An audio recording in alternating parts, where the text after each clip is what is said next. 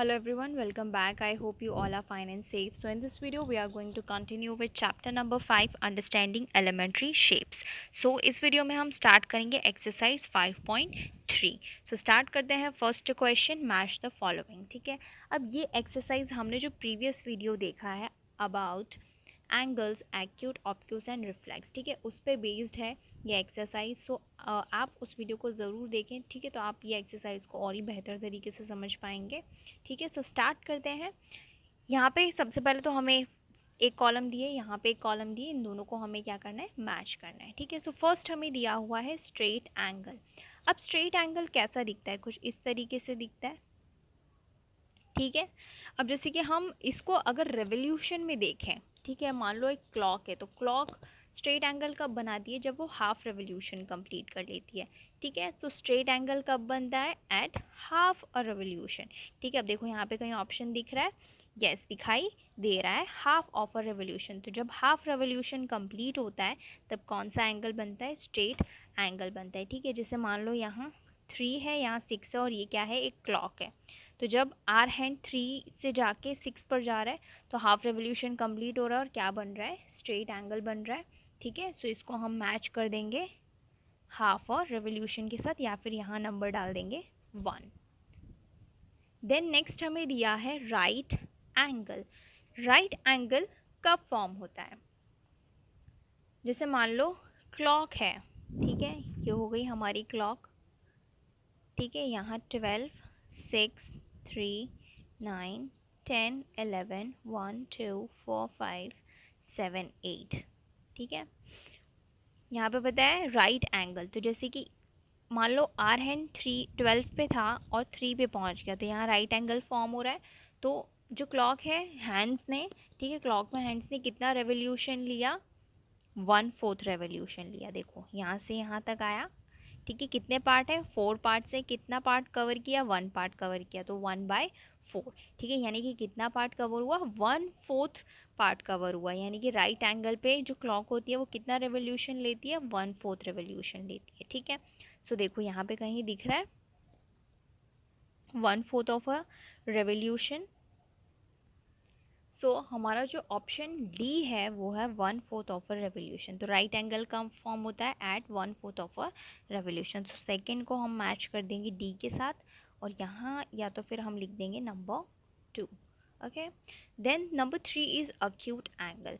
Acute angle कौन से angle होते हैं, जो राइट एंगल से छोटे होते हैं. ठीक है, अब राइट एंगल फॉर्म होता है एट 1/4 ऑफ अ रेवोल्यूशन, तो एक्यूट क्या होंगे, less than 1/4 of a revolution.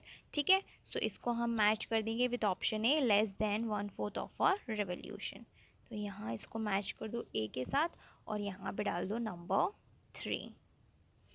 Then number 4 obtuse angle. अब ऑब्ट्यूस एंगल क्या होते हैं, ऐसे एंगल्स जो कि राइट एंगल से बड़े होते हैं और स्ट्रेट एंगल से छोटे होते हैं. ठीक है, इट मीन्स 1/4 रेवोल्यूशन से बड़े होते हैं लेकिन हाफ रेवोल्यूशन से छोटे होते हैं. ठीक है, सो ऑब्ट्यूस एंगल को हम किसके साथ मैच करेंगे, ई के साथ, between 1/4 and half of a revolution. यानी 1/4 और हाफ रेवोल्यूशन के बीच में जो एंगल्स आते हैं वो क्या होते हैं, ऑब्ट्यूस एंगल होते हैं.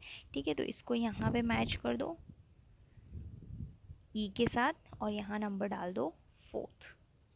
Then number 5 reflex angle. अब रिफ्लेक्स एंगल क्या होते हैं, ऐसे एंगल्स जो स्ट्रेट एंगल से बड़े होते हैं. स्ट्रेट एंगल का फॉर्म होता है जब हाफ रेवोल्यूशन होता है, तो रिफ्लेक्स एंगल स्ट्रेट एंगल से बड़े होते हैं, it means more than half of a revolution. तो हम रिफ्लेक्स एंगल को मैच करेंगे more than half of a revolution से. तो इसको मैच कर दो बी के साथ, more than half a revolution, और यहाँ नंबर डाल दो नंबर 5. ठीक है, और ये जो एफ है वो हमारा एक्स्ट्रा ऑप्शन है, उसको हमें एज इट इज छोड़ देना है. ठीक है, सो ये हो गया क्वेश्चन नंबर 1. अब देखते हैं question number 2. So next question is question number 2. Classify each of the following angles as right, straight, acute और रिफ्लेक्स. अब इसमें हमें आइडेंटिफाई करने हैं कि कौन से एंगल्स राइट एंगल है, स्ट्रेट एंगल है, अक्यूट एंगल है और रिफ्लेक्स एंगल है. ठीक है, सो यहाँ पे हमें एंगल्स ऑलरेडी ड्रॉ करके दिए हैं. अब हम जो हमने आर ए टेस्टर बनाया था, ठीक है, जो इंट्रोडक्टरी वीडियो था उसमें हमने आर ए टेस्टर बनाया था, उसी के हेल्प से हम ये जो एंगल्स है उसे आइडेंटिफाई करेंगे।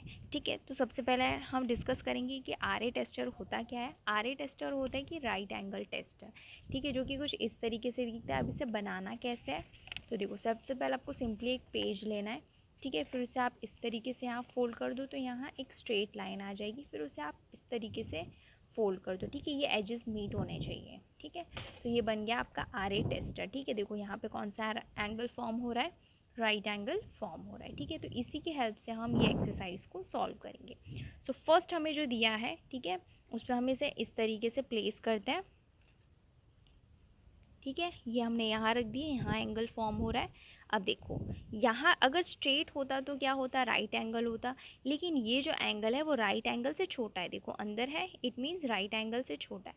तो जो एंगल राइट एंगल से छोटे होते हैं उन्हें हम क्या कहते हैं, अक्यूट एंगल कहते हैं। सो फर्स्ट जो है, ठीक है, वो क्या है, acute angle. Okay, then next हमें दिया है बी। अब बी को मेज़र करते हैं, तो यहाँ एंगल फॉर्म हो रहा है, तो यहाँ पे आप इसको ऐसे रख लो, आर ए टेस्टर को, राइट एंगल टेस्टर को। अब देखो ये स्ट्रेट होता तो क्या होता, राइट एंगल होता, लेकिन ये तो इससे बड़ा है। ठीक है, तो जो एंगल राइट एंगल से बड़े होते हैं उन्हें हम कहते हैं ऑब्ट्यूस एंगल। ओके, सो ये क्या है, एक ऑब्ट्यूस एंगल है। तो यहाँ पे हम लिख देते हैं बी जो है वो एक ऑब्ट्यूस एंगल है। देन सी में हमें ये एंगल आइडेंटिफाई करके बताना है कि ये कौन सा एंगल है। ठीक है, तो ये हमने आर ए टेस्टर लिया, इसको हम इस तरीके से प्लेस कर देंगे। ठीक है, तो देखो ये यहाँ स्ट्रेट जा रहा है, यहाँ भी स्ट्रेट जा रहा है। ठीक है, तो हम easily right angle trace out कर पा रहे हैं। ठीक है, तो ये कौन सा एंगल है, ये एक राइट एंगल है। ठीक है, तो यहाँ पे लिख दो राइट एंगल।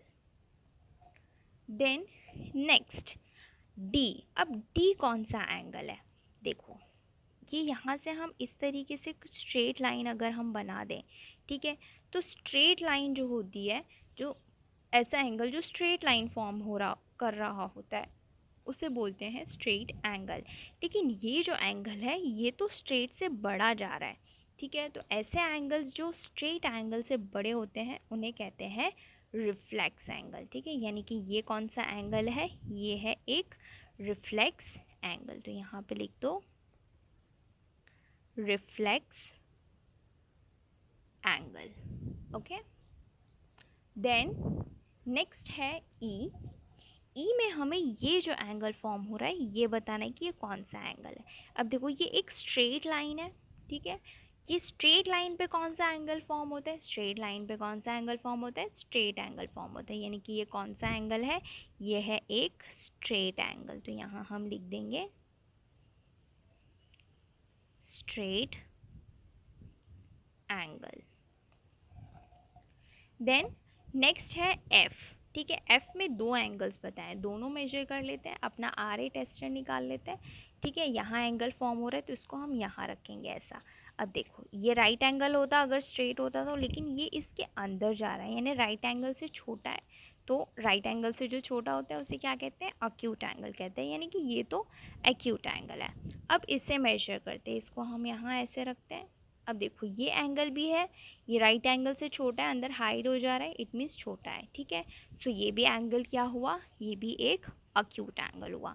ठीक है, जो भी एंगल्स राइट एंगल से छोटे होते हैं उन्हें कहते हैं acute angle. It means F में जो दोनों एंगल्स है दोनों क्या है, अक्यूट एंगल है। तो यहाँ पे हम लिख देते हैं अक्यूट एंगल। ओके, सो इसी के साथ हमारी एक्सरसाइज होती है ख़त्म। If you have any doubt, query or suggestion, let me know in the comment section. I will see you in the next video with the next part of this chapter. Till then, bye bye. Take care.